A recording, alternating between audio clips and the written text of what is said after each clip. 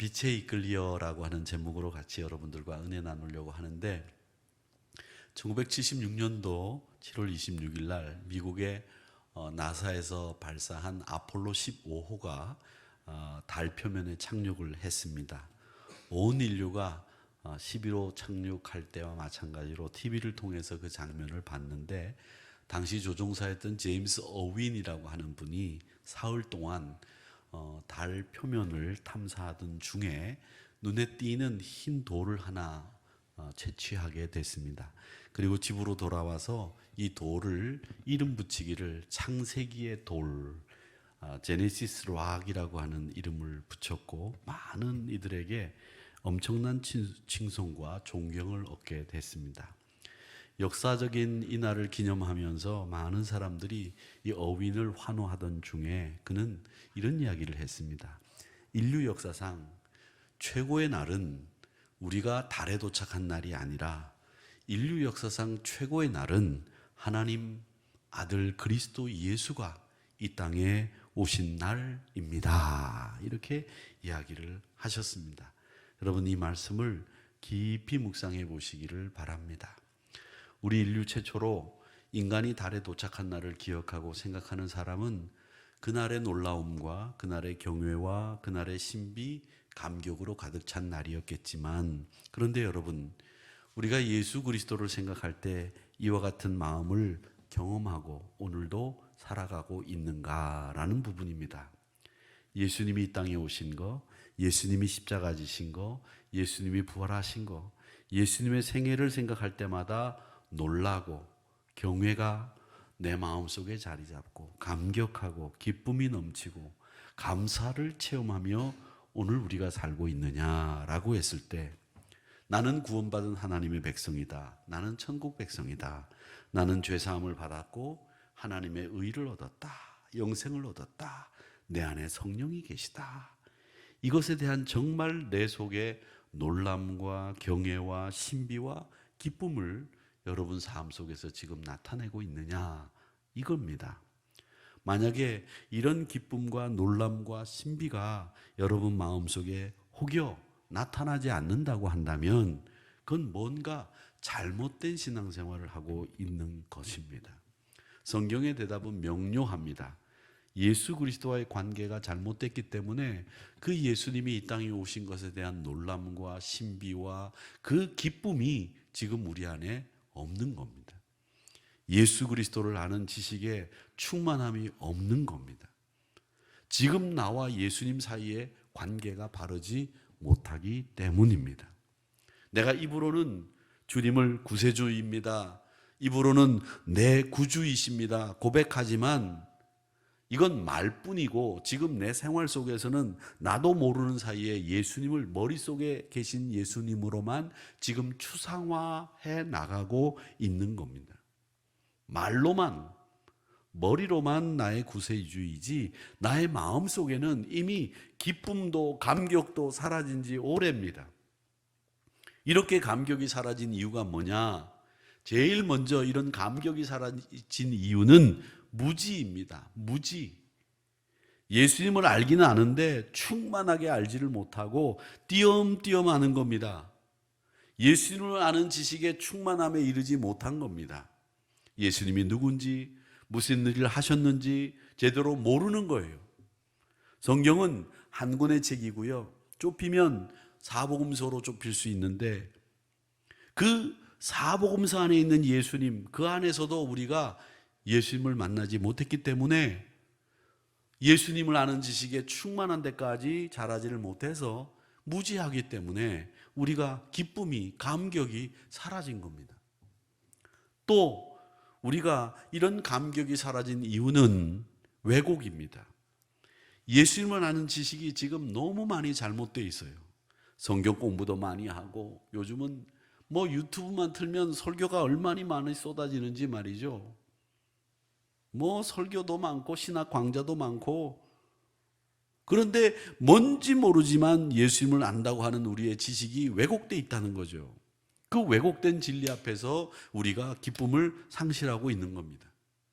이 요한복음이 왜 쓰여졌느냐 하면 이 요한복음이 기록된 이유는 우리에게 다시 놀라움과 기쁨과 경외를 되찾게 해주시기 위해서 이 요한복음이 쓰여진 겁니다. 초대교인들도 놀라고 경외하고 기쁨으로 은혜 충만한 신앙생활을 했는데 계속되는 박해, 계속되는 고통, 계속되는 이 로마 정부의 핍박, 이런 것 때문에 신자들이 죽어나가고 신자들이 핍박을 받아서 교회를 떠나고 예수님을 모른다 부인하는 일들이 생기니까 자꾸 무너지기 시작했어요. 슬픔과 절망이 사람을 무너지게 만든 거죠. 뿐만 아니라 이단 사상이, 왜곡된 진리가 교회 안으로 비집고 들어오는 겁니다. 이 잘못된 신앙생활을 하다 보니까 이 사람들이 감격이 사라져 버린 거예요. 기쁨이 사라져 버린 거예요. 그런 기쁨과 감격이 사라진 신앙인들에게 최종적인 해결책을 주시기 위해서 이 요한복음은 다른 세 복음서 마태, 마가, 누가하고는 달리 은혜와 진리의 말씀이 여기에 굉장히 많이 기록되어 있고 예수님이 누구시냐라고 하는 것에 대해서 초점을 맞추고 기록이 되어 있다는 거예요. 그러기에 이 요한은 우리에게 그 예수님을 초점을 맞춰서 설명하고 있는데 그 예수님이 누구냐라고 하는 것에 대해서 요한은 제일 먼저 일성으로 예수님은 빛입니다 라고 이야기하고 있습니다. 5절 말씀해 보니까 빛이 어둠에 비치되 어둠이 깨닫지 못하더라. 이 말씀은 예수님이 어떤 분인가를 정확히 보여주고 있습니다. 예수님은 빛으로 오신 분입니다. 예수님은 생명의 빛입니다. 구원의 빛입니다. 말씀의 빛입니다. 그 빛이 이 땅에 오지 않았다고 한다면 누구도 구원받을 수 없었어요. 그 빛이 내 안에 임하지 않았다면 나는 예수님 모르는 사람으로 살아갈 수밖에 없었어요. 1절에 보니까 이렇게 이야기합니다. 태초에 말씀이 계시니라. 이 말씀이 하나님과 계셨으니 이 말씀은 곧 하나님이시니라. 그리고 14절에 내려가면 이렇게 이야기합니다. 말씀이 육신이 되어 우리 가운데 거하심에 우리가 그의 영광을 보니 아버지의 독생자의 영광이요 은혜와 진리가 충만하더라. 여러분, 이 말씀의 빛, 구원의 빛, 우리 주님의 빛을 받아들이면 여러분 심령 안에는 뭐가? 은혜와 진리가 충만하게 된다는 거예요. 그 빛 때문에 은혜가 넘치고 그 빛 때문에 우리가 진리 안에서 행하게 된다는 거죠. 사랑하는 성도 여러분, 그렇다면 오늘 우리가 이 빛이 내 안에 비추어졌음을 믿고 깨닫고 그 빛을 영접하고 확신하고 은혜와 진리 안에 살고 있느냐라고 했을 때 여러분들이 네, 아멘 이렇게 대답을 하시면 여러분은 지금 예수님과 바른 관계를 맺고 있다는 것을 분명히 보여주는 겁니다. 그럴 때 그 속에 신비와 놀람과 기쁨과 감격이 여러분 심령 안에 임하게 될 줄로 믿습니다. 그 빛이 내 안에 비추어졌고 이 세상에 왔다는 사실을 잊어버리면 놀람도 경외도 기쁨도 감격도 내 심령 안에서 사라지게 되는 겁니다. 이 세상은요, 어둠이라고 하는 것은 자꾸 우리를 가두어둬요. 그 어둠이라고 하는 것은 뭐냐면 눈에 보이는 것만 찾으라는 말이에요. 너 눈에 보이지 않지? 그러니까 그건 찾지 마. 이게 어둠이 갖는 특징 중에 하나예요. 어두우면 뭐가 보입니까? 아무도 안 보이잖아요. 뭐가 보입니까? 아무것도 안 보입니다. 그 말은 뭐냐? 너 눈에 안 보이는 거 신경 쓰지 말고 눈에 보이는 것만 봐. 그런데 어두움은 아무것도 보여주지 않아요. 한마디로 이 어둠이 있는 곳은 세상 중심의 사고방식, 하나님의 말씀이 없고 하나님이 없는 세상 삶을 살도록 만들어주고 있기 때문에 하나님을 경외하지도 않고 하나님을 사랑하지도 않게 만드는 거예요. 이게 바로 죄악입니다. 이 어둠이 우리 마음속으로 들어오게 되면 우리 본성이 타락하게 되는 거고 우리가 죄인이 되는 거고 죄의 종이 되는 거고 하나님을 전심으로 사랑하지 못하는 상태에 우리가 머물게 되는 겁니다. 이게 어둠이에요. 이 어둠이 우리 안에 들어오니까 우리가 영적으로 어떻게 되느냐? 무지해지고 영적으로 무감각해지는 거예요. 그러니까 영적으로 하나님의 형상대로 창조된 사람인데도 영적으로 무감각하고 영적으로 무지하니까, 영적인 눈이 다 감겼으니까, 어두움 속에 있으니까 아무것도 못 보는 거고, 그 어두움이 나한테 얘기하는 거예요. 너 눈에 보이는 것만 봐라. 그런데 어두움은 아무것도 보여주지 않는다는 거죠. 그래서 잘못된 사고방식으로, 잘못된 관점으로 세상을 판단하게 된다는 겁니다. 이게 어두움이에요. 그래서 오늘 5절 말씀에 보면 빛이 어둠에 비치되 어둠이 깨닫지 못하더라. 아무것도 못 보게 하는 거거든요. 어둠이 캄캄한데 뭐가 보입니까? 요즘은 우리가 사는 세상은 말이죠, 너무 밝아요. 너무 밝은데 빛이 없는 데 가보셨습니까? 여러분 하늘에 별 보셨어요? 별이 없어요. 왜? 우리가 살고 있는 게 너무 밝으니까 별이 안 보이는 거예요. 그런데 시골에 가서 아무 빛도 없는 데 가보세요. 별이 보여요. 어두움은 별만 보게 하는 거죠. 별만 보면 괜찮은데 아무것도 안 보이게 하는 이 어둠 속에 우리가 갇혀 있으면, 여러분 눈에 보이는 게 없으니까 아무것도 없는 것처럼 생각하지만, 여러분 빛이 들어오면, 그 어둠이 거치게 나면 그 안에 뭐가 있는지 다 생생하게 보이는 거죠. 그러니까 여러분, 우리를 항상 체크하셔야 됩니다. 하나님은 우리에게 두 가지 방식을 제공해 주셨는데, 하나가 율법이에요. 이 율법으로 내가 하나님을 사랑하고 있는지, 기쁨과 감격이 있는지, 내가 어둠 속에 있는지를 체크할 수 있어요. 왜 율법이라고 말씀을 드렸느냐 하면, 이 율법의 완성은 뭡니까? 하나님을 전심으로 사랑하고 내 이웃을 내 몸과 같이 사랑하는 것이 율법의 완성이라고 하셨잖아요. 그걸 우리가 완벽하게 실행할 수 있다면 여러분의 마음속에는 지금 빛이 있는 거예요. 그런데 만약에 그걸 실행할 수 없다면 여러분의 신앙 고백은 말뿐인 겁니다. 여러분의 삶은 여전히 어두움 가운데 있는 겁니다. 그래서 오늘 말씀 5절에 보니까 빛이 비추었는데 어두움이 깨닫지 못하더라, 이 말씀을 하고 있는 거예요. 마태복음 5장 14절에서는 그랬습니다. 너희는 세상의 빛이라. 산 위에 있는 동네가 숨겨지지 못할 것이요. 산 위에 있는 동네는 빛이 비추어지면 다 만천하에 그 동네가 어떤 동네인지 드러나게 돼 있는 거죠. 너희는 세상의 빛이라고 했습니다. 왜? 빛이신 예수님을 만났고 빛이신 예수님과 함께 있기 때문에 우리는 빛입니다. 믿으시면 아멘 하세요. 여러분은 빛입니다. 모든 하나님의 자녀는 세상의 빛으로 그 사명 속에서 살아갈 때 놀람과 기쁨과 감격과 은총을 체험하게 됩니다. 에베소서 5장 8절의 말씀에 보면 너희가 전에는 어두움이더니 이제는 주 안에서 빛이라, 빛의 자녀들처럼 행하라, 이렇게 이야기하셨습니다.